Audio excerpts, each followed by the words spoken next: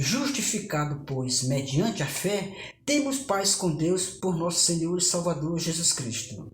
Essas palavras estão escritas em Romanos capítulo 5, verso 1. Paulo, escritor de Romanos, ele usa o capítulo 5 de Romanos para falar a respeito da justificação pela fé em Jesus Cristo. Já que os judeus tinham a lei e achavam que só a lei era o suficiente para que eles fossem salvos. Eles achavam que, cumprindo todas as determinações da lei, inclusive as leis cerimoniais, eles achavam que isso levaria à justificação diante de Deus.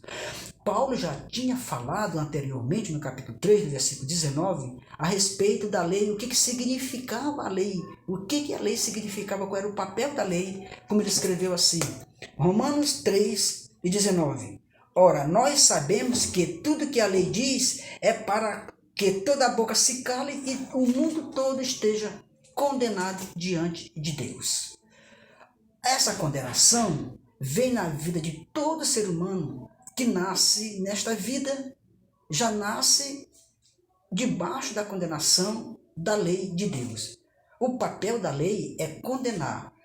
A condenação da lei existe porque nós, seres humanos, somos descendentes de Adão e essa culpa, quem trouxe ao mundo foi Adão. E nós nascemos na descendência de Adão, nós aderimos também essa culpa.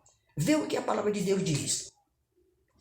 Em Romanos capítulo 5, verso 18, ele escreveu assim: pois assim como uma só ofensa veio o juízo sobre todos os homens para a condenação, assim também por um só ato de justiça veio a graça sobre todos os homens para a justificação da vida. Então, esse versículo aqui, o 18 do capítulo 5 de Romanos, fala de duas personagens, de Adão e Jesus Cristo. Adão, como o primeiro homem que veio a este mundo, ele desobedeceu a Deus e recebeu a punição, a condenação. E essa condenação passou sobre todos os homens, porque Adão é o representante de todos os homens. Todos nós nascemos segundo a natureza de Adão, uma natureza caída, uma natureza que nos leva ao pecado. Ninguém se tornou pecador pelo fato de cometer algum tipo de pecado.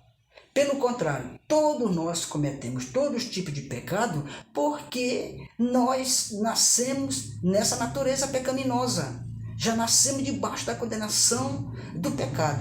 E por essa razão, todos precisam aceitar Jesus Cristo para que o benefício da morte de Cristo venha sobre nós também. Porque pelo ato de justiça de Jesus Cristo, todos nós que aceitamos Jesus Cristo, que cremos no seu sacrifício, usufruímos também da sua justificação. Pela fé, é a graça de Deus, é o favor imerecido de Deus. Já que pela lei, se a justificação fosse pela lei, ninguém tinha condições ou o direito de agradecer a Deus. Por quê? Porque quem cumprisse a lei era justificado e estava acabado. Não tinha de que se humilhar para Deus. Ah, eu cumpri a lei. Ah, eu fiz, eu posso, eu pude, então o direito é meu. Mas a salvação não provém do méritos humanos. Vem unicamente pela fé em Jesus Cristo. Porque os judeus que questionavam com Paulo, continuavam questionando, dizendo assim, se a lei não existe mais, se agora a salvação é pela fé em Jesus Cristo, para que foi dada a lei? Para que serve a lei então? Agora nós podemos roubar, nós podemos matar, nós podemos adulterar, nós podemos fazer tudo à vontade, porque não tem mais lei. Paulo disse negativo, não é assim. Vê o que a lei diz. Então, lá em Gálatas, capítulo 3, e do versículo 19, o apóstolo Paulo já respondeu essa questão na ocasião quando estava escrevendo o livro de Gálatas. Ele escreveu assim dizendo, para que serve a lei? Ora, a lei foi acrescentada por causa das transgressões até que viesse um descendente. Então, quem é esse descendente? É Jesus Cristo. É o prometido. É aquele que Deus prometeu de salvar a humanidade, começando pelos judeus. E quando os judeus receberam a lei no deserto, a lei, assim que eles saíram do Egito, eles eram escravos no Egito, agora Deus resgata o povo de Israel do Egito e agora faz uma aliança com o povo de Israel, entregando a lei, para que eles vivessem de acordo com os mandamentos da lei. que a lei tinha um propósito de conduzi-lo a Cristo, até que Jesus Cristo viesse. Quer dizer, que a lei ela teve essa função nesse intervalo, na saída do Egito, quando eles receberam a lei, através de Moisés, até a vida de Jesus Cristo. Vê o que está escrito na Bíblia, o apóstolo Paulo também escreveu lá em Gálatas, capítulo 4, versículo 4 e 5, dizendo assim: com o passar do tempo, Deus enviou o seu Filho, nascido de mulher, nascido debaixo da lei, para resgatar o que estavam debaixo da lei. Então, a vida de Jesus Cristo neste mundo foi um objetivo, foi uma promessa de Deus de cumprir a lei. Então Deus nasceu debaixo da condenação da lei. Não que ele era pecador, mas porque ele levou a nossa culpa. Então ele cumpriu toda a lei. E ele morreu para pagar a lei por mim e para você. E agora, para que nós possamos ter esse privilégio, para que nós possamos usufruir da morte de Cristo, do benefício da morte de Cristo, também nós temos que morrer com ele.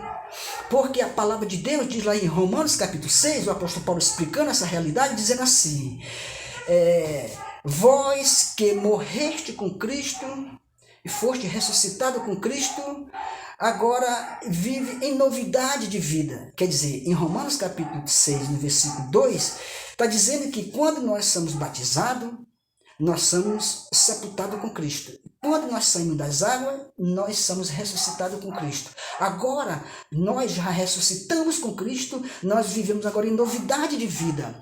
Essa nova vida que encontramos em Jesus Cristo é um viver da nossa alma, do nosso espírito que foi renovado. É uma regeneração dentro de nós que acontece. Muito embora nós estamos nesse corpo pecaminoso, mas o nosso homem interior, ele se renova a cada dia, porque nós nascemos de novo. Jesus falou para um doutor da lei, dizendo assim: se tu não nascer de novo, não pode entrar no reino de Deus. Porque esse novo nascimento é uma renovação, é uma purificação que Deus faz em nós, que ninguém tem capacidade de fazer. A lei não tinha essa função. Vê o que a palavra de Deus diz lá em Romanos capítulo 8, e versículo 3, diz assim: o que for impossível à lei, isto fez Deus, enviando o seu Filho na semelhança da carne, e Deus condenou o pecado na carne do seu Filho, para que a justiça de Deus se cumpra em nós, que não andamos segundo a carne, mas segundo o Espírito. O amigo que está ouvindo este vídeo aqui, assistindo, você sabe o que é andar segundo a carne? É um viver segundo a natureza de Adão, a natureza caída. Tudo que vem na vida para você fazer, você faz. Por quê? Porque você está sendo dominado pela velha natureza de Adão. Mas quando nós nascemos de novo, nós recebemos um empoderamento, um poder de vencer essa velha natureza. Por isso que nós andamos segundo o Espírito, porque o Espírito nos conduz às coisas de Deus. Qual é o fruto do Espírito na nossa vida? É esse: amor, paz, longanimidade, bondade, fidelidade, mansidão, domínio próprio. E contra essas coisas não existe lei. Então não existe lei para nós. Sabe por quê? Porque Jesus Cristo já pagou por nós. Se, por exemplo, os agentes da lei chegassem na sua porta dizendo assim: olha, você vai ser morto porque o salário do pecado é a morte, você é um pecador, porque a lei faz isso, condenar.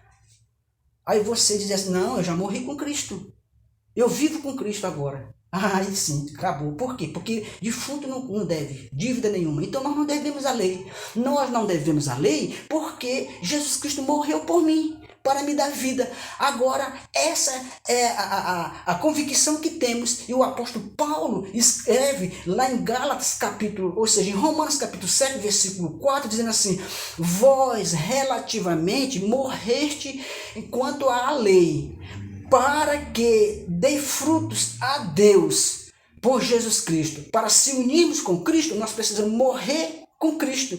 Cristo morreu para a lei. Nós simbolicamente morremos com ele, na simbologia do batismo, e agora a lei já não tem mais nenhum compromisso com a gente, conosco, e nós também não temos compromisso com a lei, porque nós temos compromisso com o Evangelho de Jesus Cristo, que as exigências da lei se cumprem em nós, que não andamos segundo a carne, mas segundo o Espírito. Romanos capítulo 8 e no versículo 4 está escrito: então que Deus em Cristo nos abençoe e nos guarde no seu infinito amor para sempre. Amém.